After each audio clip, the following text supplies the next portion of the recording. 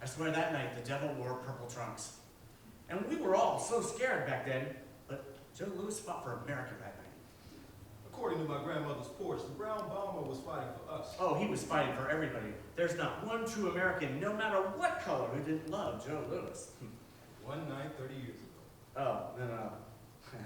You don't understand. Right before the last bell, we all sucked in our breath. And there were people in the stands too scared to watch. They closed their eyes, but I watched so hard. The fight moved slow. Two men circling and circling and circling. And then suddenly, Louis hit hard with left, bam! And then another left, bam, pushed Snelling to the ropes. And then another dozen arms swinging, and bam, Snelling knocked to the ground. Bam, bam, again and again. And it was done. 1 round, 2 minutes. Joe Louis standing there. I swear, that man glowed. I'll never forget it, sir. We went down to my grandmother's house to listen to the fight. Her big old Montgomery Ward's radio lugged outside. My cousins ran around the yard punching each other's arms, but I listened to the grown-ups.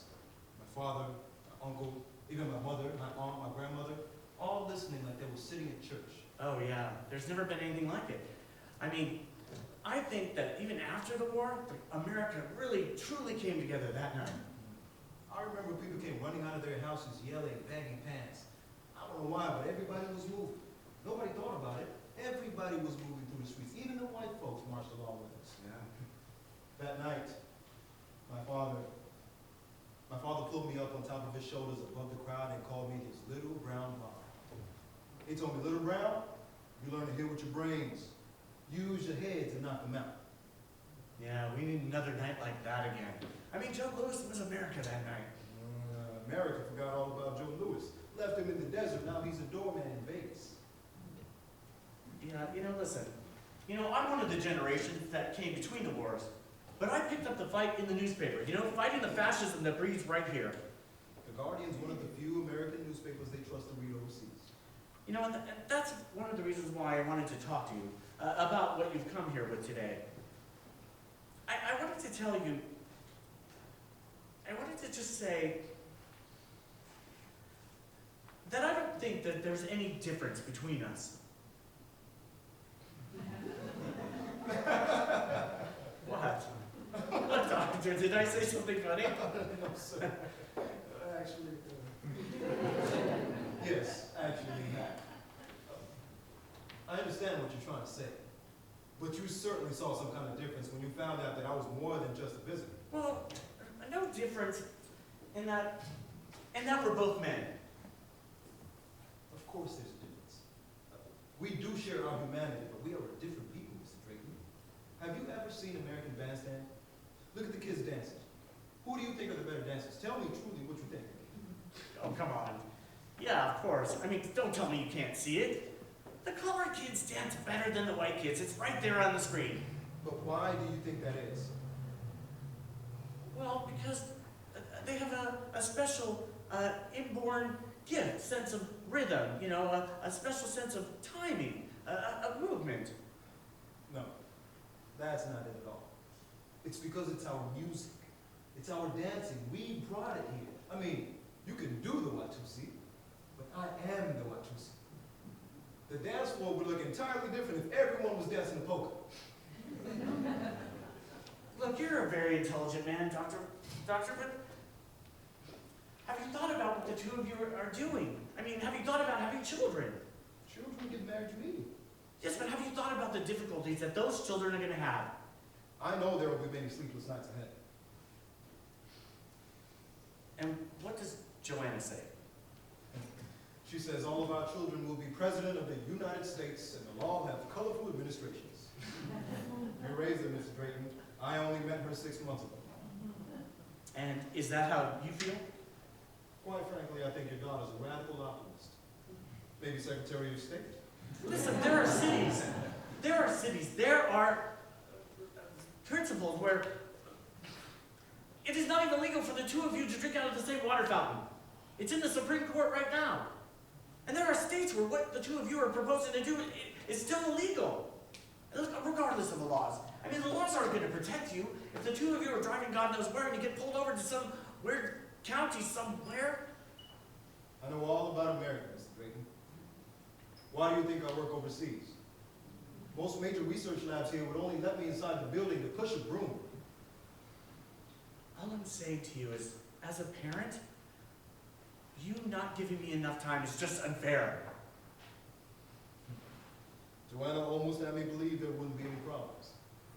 She said, my dad is a lifelong fighting liberal who loathes race prejudice and has fought against every form of discrimination. My parents will welcome you with open arms. Hello, I'm home. What happened without me? Judy sends her love. She says she wants to fly to Geneva with you and Mom for the wedding. Ah, what's with the face, Daddy? What time's dinner? Tilly said 6 o'clock. Can you say 7? You have to take that out with Tilly. Personally, I could use the extra hour. Oh, when you were in Geneva, you should write a story about John and his research. Didn't you say you wanted to get back to writing more? Well, I do believe that there is a story to tell here. I just don't know that I'm the right one to tell it. I need to go speak with your mother. If you'll excuse me, Doctor. Judy said, of course I ended up with a doctor because I never went out hunting for one. Ooh, I have no idea how your conversation went. I believe your father would happily support the idea of a mixed couple featured on the front page of his newspaper. But when the idea appears in the flesh, in his home, and that flesh wants to marry his daughter, your father pulls out his editing knife. Imagine if this were 100 years ago. Father would have rounded up his friends and went looking for work. 100 years ago, I would have been considered his property, forced to get his approval to marry. And I would have been on the auction block. I'm sorry. But we do want his blessing. How about we begin climbing your mountain of photo albums? Haven't you had your fill of the dreams for today? I want to see how you look winning the California spelling bee. Oh, I proudly wore pigtails. What was your final word? Synecdoche, Synecdoche. Synecdoche. Like how the whole of the Drayton family is a part of you. And vice versa. Are you worried me being home is going to change my mind? Is that what's wrong? Do you think that I'll discover here that I don't want to marry you? No, that's not it at all. It's John, I can tell you're worried. Then I'll leave with you tonight. Yeah, that'll give your heart, your mind peace. I'll fly with you to New York tonight and then tomorrow to Geneva. It's settled. no, but you've got things to do. You said there are all sorts of things that you have to take care of. My passport's in order. I'll pack what I pack, and whatever I need, I can just get there. What's wrong? Are you having second thoughts? No, not about us. John, you know once I make up my mind, I can only see ahead. I need to speak with your father. Oh, you just did. What else is there to say? I got it, Tilly.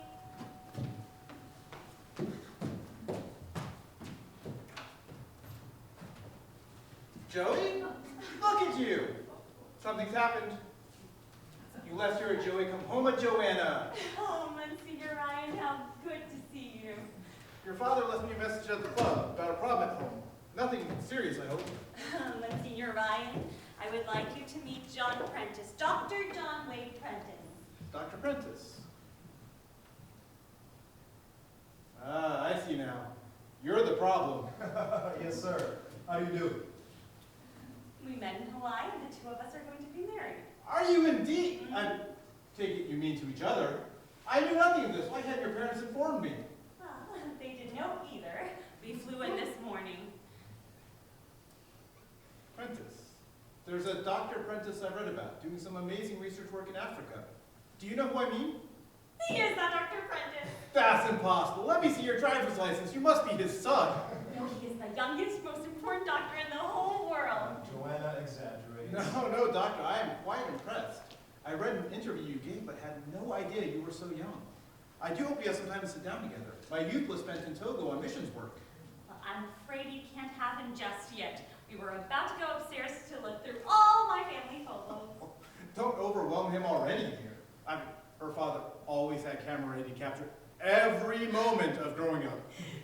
Actually, Monsignor, it was my idea.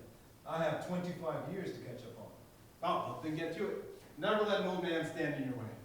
John, why don't you go ahead up in my room across from the guest room? The photo albums are organized on my bookshelf from the top left corner. Could you reach up and get them down? But don't look yet. I'll be up in a minute. Good to meet you, Monsignor. You too, son. We're both in the business of healing. Hello, Miss Binks. Good to see somebody with some sense has shown up around here, Monsignor. Maybe you can set this girl to thinking straight. Tilly, I don't know why you're so mad at everybody. I ain't mad at everybody. Tilly, I have a surprise and I need your help. How many steaks did you get for tonight? I got 4 because I was told 4. Could you get 2 more?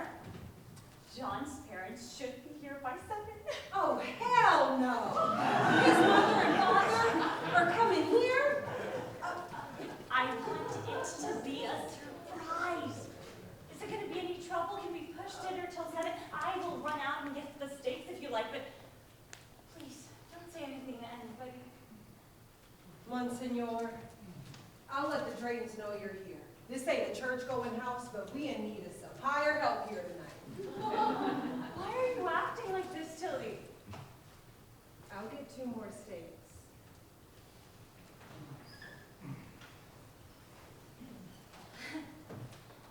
John wasn't able to visit his parents as he had planned, so I invited them to dinner. They were driving in from Sacramento. They seemed very nice, and they said they can't wait to meet me. You won't say anything. Secrets come with the cloth. Well, you should join us to dinner too. Oh, I'm so sorry. I was just so excited about the surprise. I forgot to ask. No. Tonight, make your new family. Break bread together to honor life's occasion. Drink wine together to celebrate its survival. Ah, how long has it been since I said you're the loveliest woman I've ever known? It's so great to see you, Mike. Today counts as a forfeit. I'm on a winning streak. Yeah. If you'll excuse me, John's waiting upstairs. Good to see you, Monsignor. Little Joey's become a woman now. I met the beau. Waits my tired heart. Aren't you a bit shocked? Shocked? Why should I be shocked? Oh, come on now. Is everyone blind around here? Ah. You know, I've known a good many marriages between races. Curiously enough, usually works out well. Maybe because it takes a special quality of effort, more consideration and compassion than most marriages seem to generate these days. Oh, beautiful thoughts, Mike, beautiful thoughts.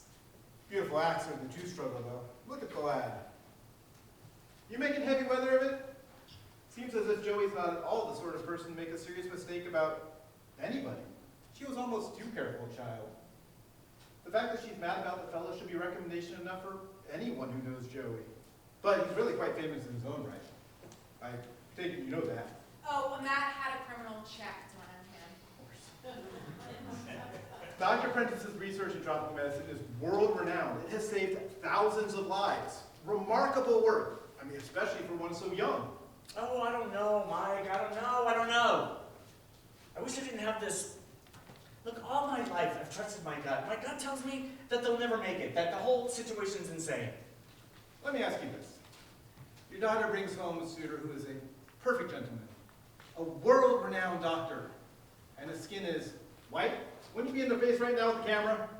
Oh, no. Don't you make me the devil in this. I'm the only one willing to stand up to the way the world really is right now. Look, all the trouble they're bound to get into. I mean, the 2 of them could have their whole futures destroyed.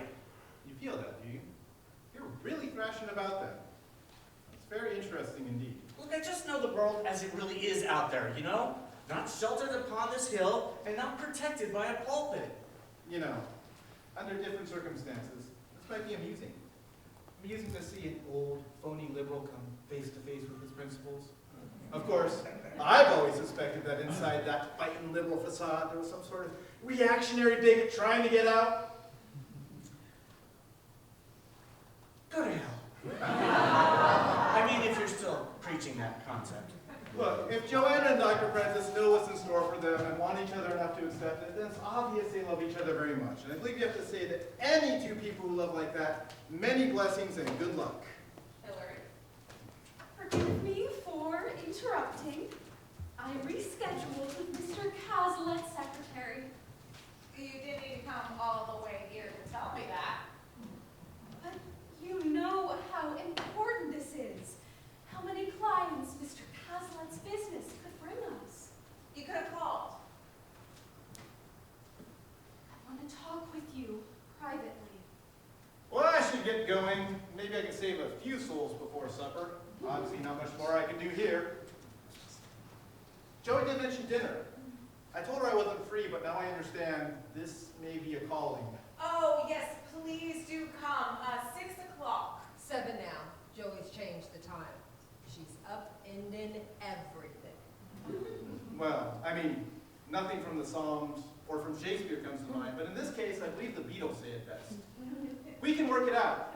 We can work it out. Life is very short, and there's no time. Tilly. I know. One more for dinner tonight. It's getting more and more like a Holy Rollers meeting every minute. What? Is it too early for bourbon? And where are you off to? I need to go clear my head. What's the problem, Hillary? Christina, since I left here this afternoon, I felt so ashamed of myself. Well, it's understandable. This definitely was a surprise to us all.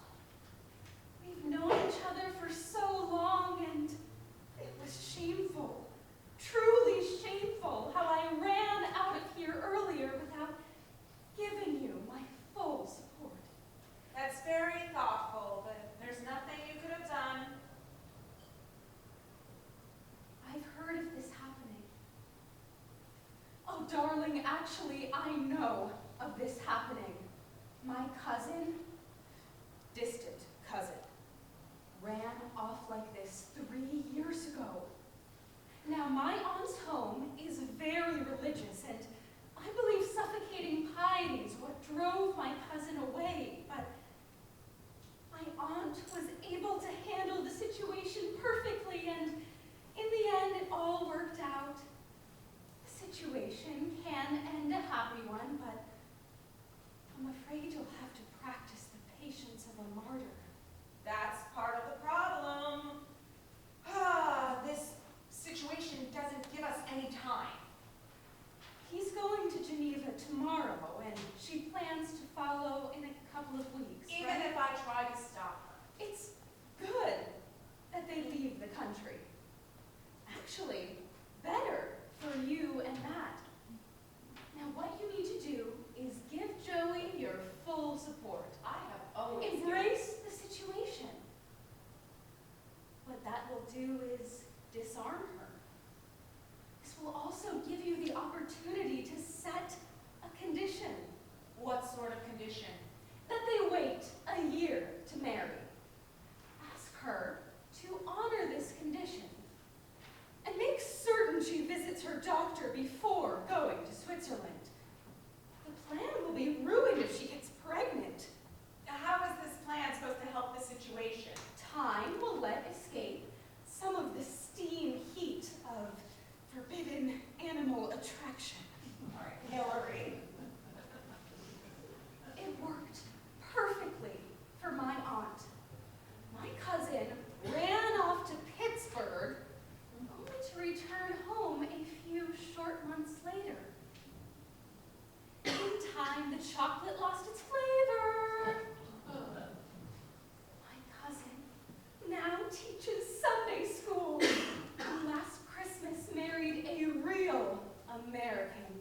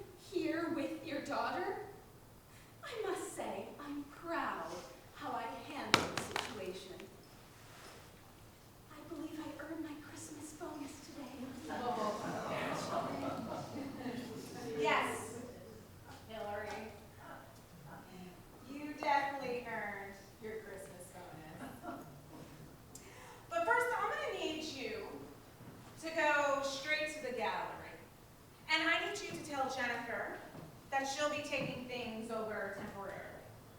And if she has any problems, to give me a ring. And then, Hillary, I need you to go into my office and make out a check for cash for the sum of $5,000. That is 10 times your Christmas bonus. And then, Hillary, carefully, but extremely carefully, remove everything and anything that reminded me that you had ever worked there. I am certain I am not a person you want to be associated with. Christina! Don't speak, Hillary, just go.